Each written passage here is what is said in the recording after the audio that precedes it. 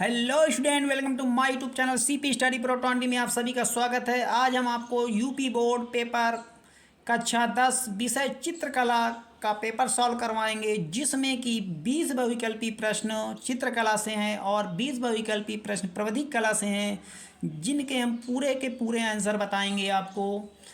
चलिए अब हम देख लेते हैं पेपर को। सबसे पहले आपको संकेतांक दिखा देते हैं। 830 आईवी संकेतांक है। 2024 चित्रकला हिंदी एंड इंग्लिश वर्जन दोनों में दिया गया है। समय वही है 3 घंटे 15 मिनट, जिसमें सभी पेपरों में 3 घंटे 15 मिनट का समय दिया जाता है। चलिए, ये आपको विशेष निर्देश सामान्य निर्देश दिए गए हैं, जो कि आपने बहुत अच्छे से परीक्षा हॉल में पढ़ा होगा। चलिए अब हम प्रश्नों की ओर चलते हैं। क्वेश्चन नंबर 1 तो यहाँ पर दिया गया, सबसे पहले आलेखन है और आलेखन में 20 प्रश्न आपके दिए गए हैं और इनको OMR शीट में भरना है।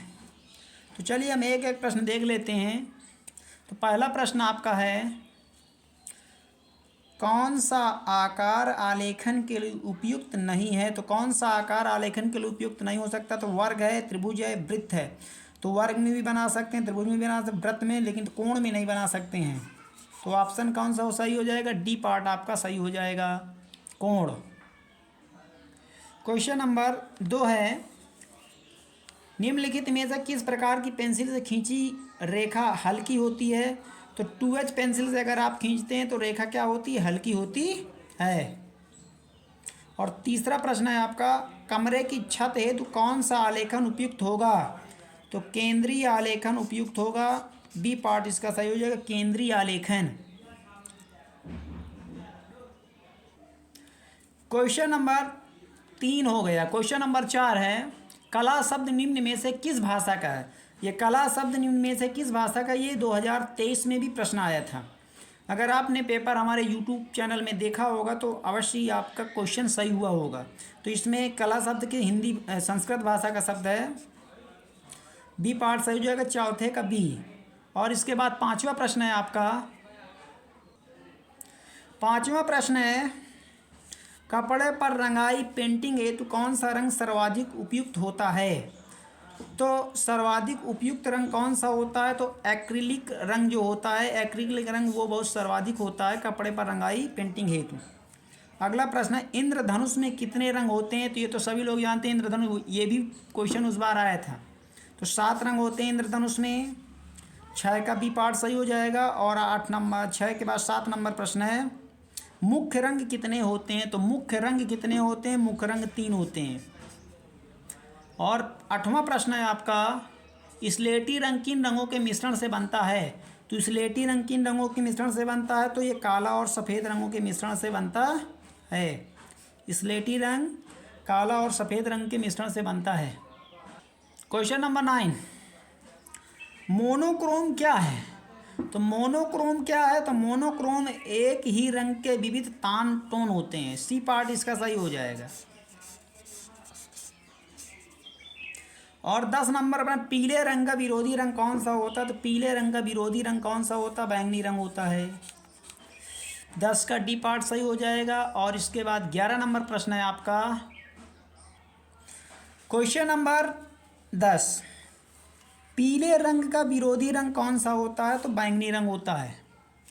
ये क्वेश्चन हमने बता दिया था। क्वेश्चन नंबर 11 है, निम्न में से कौन सा रंग गर्म है? तो निम्न में से कौन सा रंग गर्म है? 11 नंबर प्रश्न है आपका। तो कौन सा रंग गर्म है? तो गर्म रंग कौन सा होता है भाई? लाल रंग होता है, गर्म रंग, लाल रंग। अगला प्रश्न है, हरा रंग किन 2 रंगों को मिलाने से बनता है? तो हरा रंग किन 2 रंगों को मिलाने से बनता है? ऑप्शन बी सही हो जाएगा इसका, नीला पीला रंग मिलाने से हरा रंग बनता है। फिर क्वेश्चन नंबर 13, आलेखन कितने प्रकार के होते हैं? तो आलेखन 3 प्रकार के होते हैं। आलेखन 3 प्रकार के होते हैं। यहाँ पर ये नहीं कहा गया कि किसके अनुसार नहीं, बनावट के अनुसार 4 प्रकार के होते हैं, लेकिन यहाँ पर 3 प्रकार ही सही होंगे। चारकोल क्या है? तो चारकोल एक ग्रेफाइट है। 14 नंबर क्वेश्चन का ए पार्ट सही हो जाएगा। चारकोल एक क्या है? ग्रेफाइट है।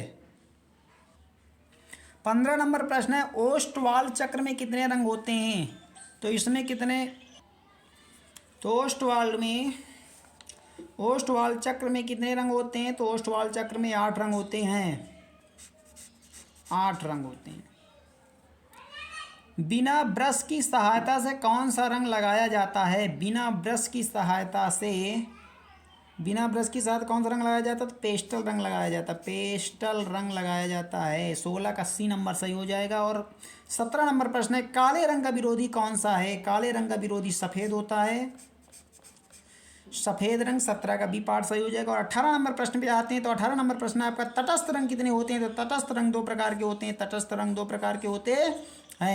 और इसके बाद हम आपको अब 19 नंबर प्रश्न करवाएंगे। 19 नंबर प्रश्न है निम्नलिखित में से द्वितीयक रंग कौन सा है? तो निम्नलिखित में से द्वितीयक रंग नारंगी रंग होता है। द्वितीयक रंग नारंगी रंग है।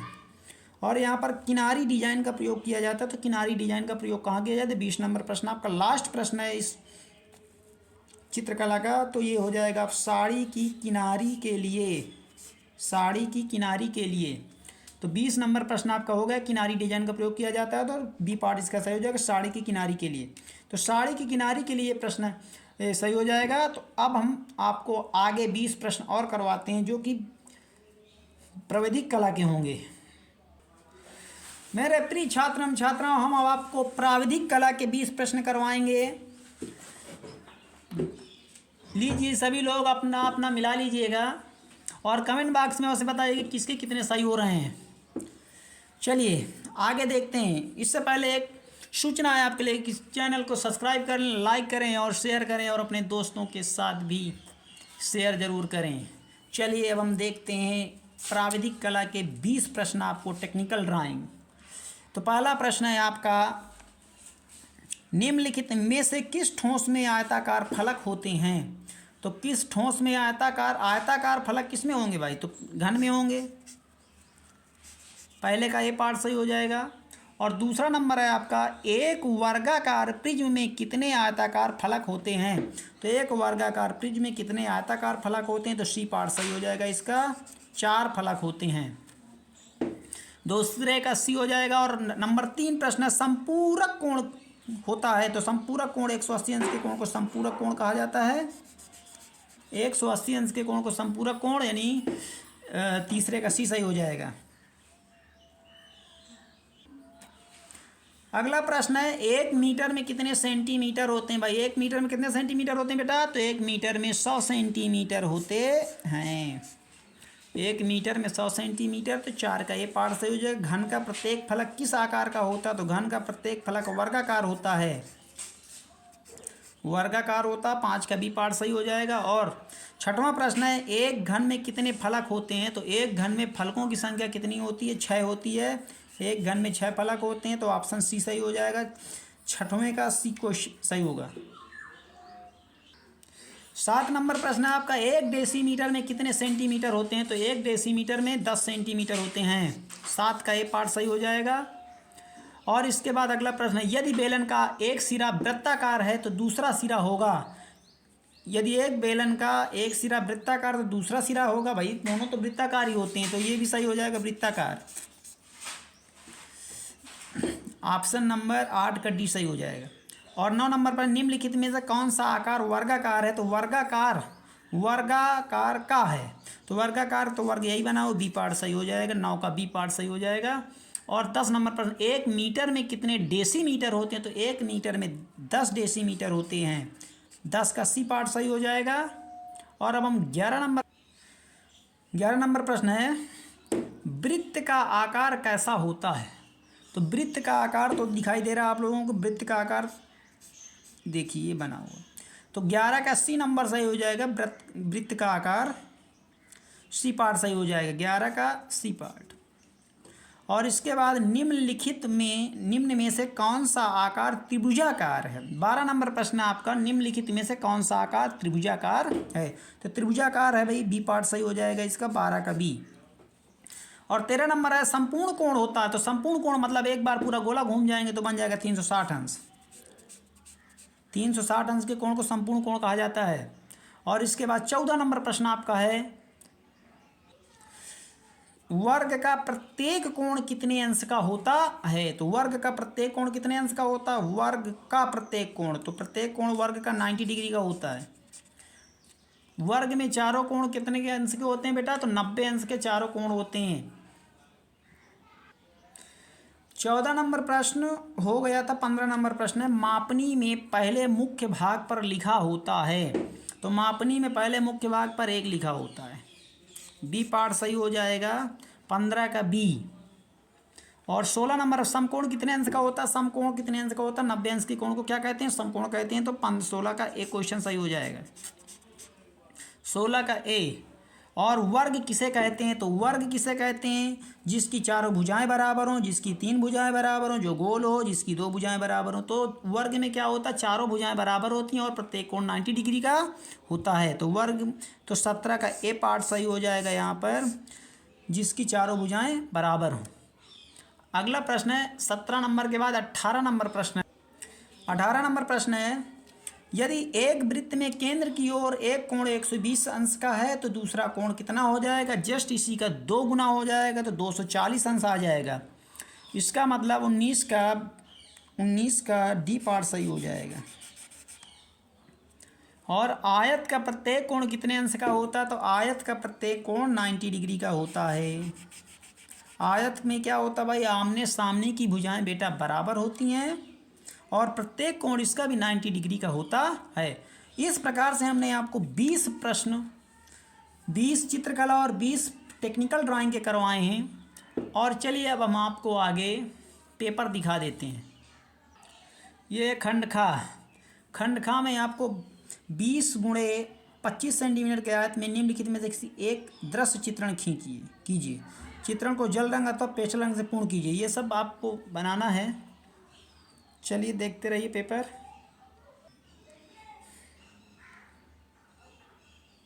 और ये आलेखन वाला भाग है, इसको भी आपको, जिसको आलेखन करना आलेखन करे, जिसको प्राविधिक कला करना वो प्राविधिक कला करे। और ये प्राविधिक कला वाला पार्ट है, जिसमें कि निर्मेय दी गई हैं जिनको बनाना है। ये प्राविधिक कला वाला पार्ट है, जिसमें कि पाँच प्रश्न शायद दिए गए हैं।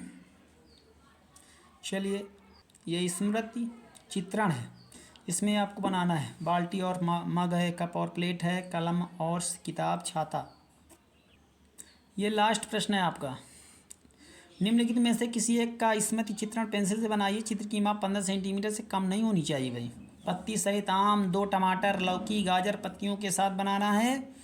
चलिए, तो आपका ये पूरा पेपर हमने सॉल्व करवाया और आपसे हम आशा करते हैं कि आप हमारे चैनल को सब्सक्राइब करेंगे, लाइक करेंगे और शेयर करेंगे। चलिए, धन्यवाद, थैंक्स।